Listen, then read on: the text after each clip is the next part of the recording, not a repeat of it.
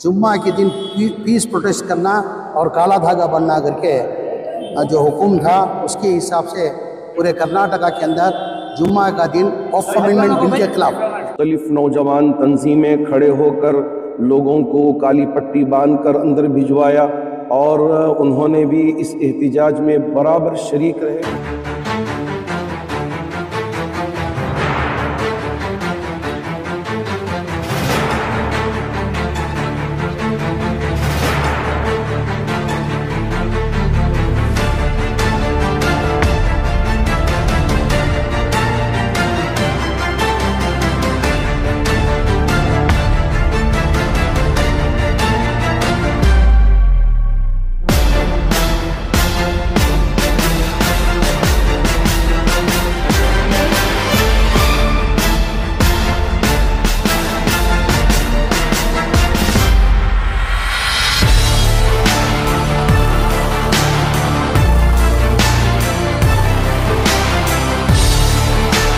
के तमाम मुसलमानों को इस बात की मुबारकबाद देता हूँ कि उन्होंने all India Muslim personal law board की आवाज़ पर लब्बैक कहते हुए वक्त तमीमी बिल 2024 के खिलाफ अपनी आवाज़ को एहतजाज की पुरअमन एहतजाज की शक्ल में पीसफुल प्रोटेस्ट की शक्ल में काली पट्टी बांधकर पेश किया।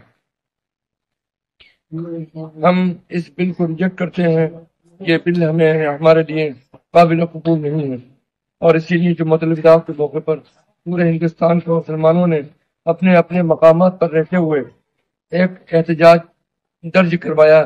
ये पुरअमन एहतजाज इंशाअल्लाह आइंदा भी जब जब all India Muslim personal law board call करेगा आप जारी रखेंगे इंशाअल्लाह।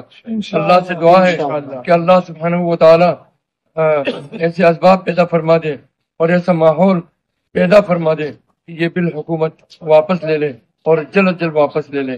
आमीन शुम्मा आमीन। अस्सलाम वालेकुम व रहमतुल्लाहि व बरकातहू। All India Muslim personal law board के अकाबिरीन ने रात देर ये आवाज़ उनकी हम तक पहुंची थी कि चूंकि ये जुम्मतुल वदा का मौका है और रमज़ान हमसे रुखसत होने वाला है तो तमाम मुसलमान मस्जिदों में काली पट्टी बांध कर आकर वक्फ तरमीमी बिल के मुखालफत में अपने एहतजाज को दर्ज करवाएं।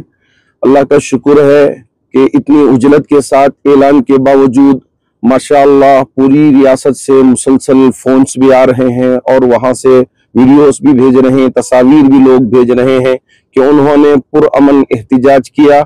मैं इस वजह से हमारे तमाम अकाबिरीन उलमा की जानिब से और ख़ास तौर पर हज़रत अमीर शरीयत दामत बरकातुहुम की जानिब से हमारी रियासत के तमाम मुसलमानों का शुक्रिया अदा करना चाहूँगा कि अकाबिरीन के आवाज़ पर उन्होंने बग़ैर शोर शराबे के पुरअमन एहतजाज दर्ज करवाया। अल्लाह आपकी इस मेहनत का बेहतरीन समरा अता फरमाए। नौजवानों ने भी बहुत साथ दिया आपको यहाँ पर और हमारे यहाँ मुख्तलिफ नौजवान तंजीमें खड़े होकर लोगों को काली पट्टी बांधकर अंदर भिजवाया और उन्होंने भी इस एहतिजाज में बराबर शरीक रहे और हिम्मत के साथ उन्होंने पुरअमन तरीके से इस एहतिजाज को कामयाब बनाया है। मैं हमारे इन तमाम नौजवानों का भी शुक्रिया अदा करना चाहूँगा।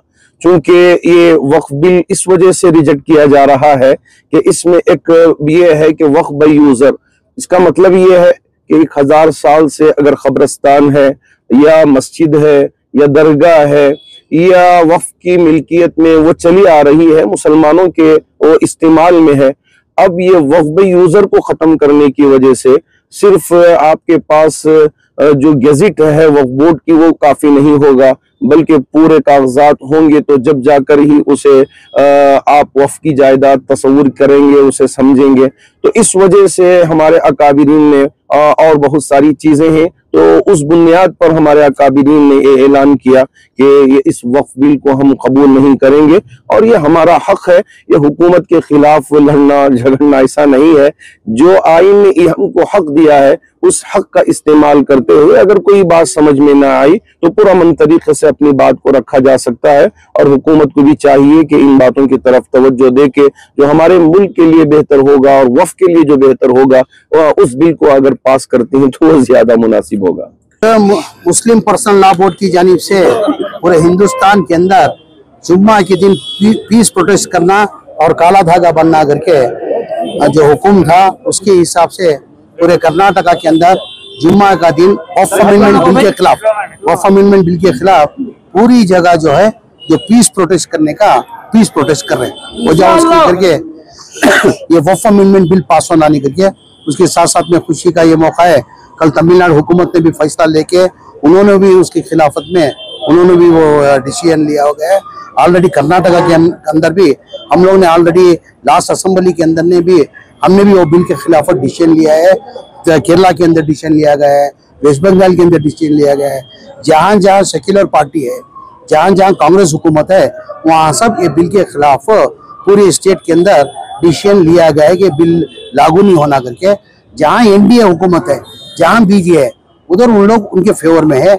खासकर चंद्रबाबू नायडू और नीतीश कुमार, जैसे मुझे माहिती है कि चंद्रबाबू नायडू और नीतीश कुमार ने भी इसका अंदर से खिलाफत कर रहे करके मुझे नॉलेज मिला है। अल्लाह की जात में मैं भरोसा करता हूँ और हुकूमत से भी आपके माध्यम मुखांतरा मैं हुकूमत से आजीजाना गुजारिश करता हूँ, ये बिल किसी हालत में लागू नहीं करना। वजह उसकी ये वक्फ अमेंडमेंट जो है ये अभी बना सुनी, ये आज़ादी से पहला ब्रिटिश की हुकूमत से ही ये वक्फ एक्ट बना है।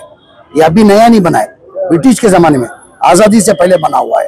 ये बिल्कुल लागू नहीं करना करके आपके माध्यम मुखांतरा मैं सेंट्रल गवर्नमेंट से भी आजीजाना गुजारिश करता हूं। चलो।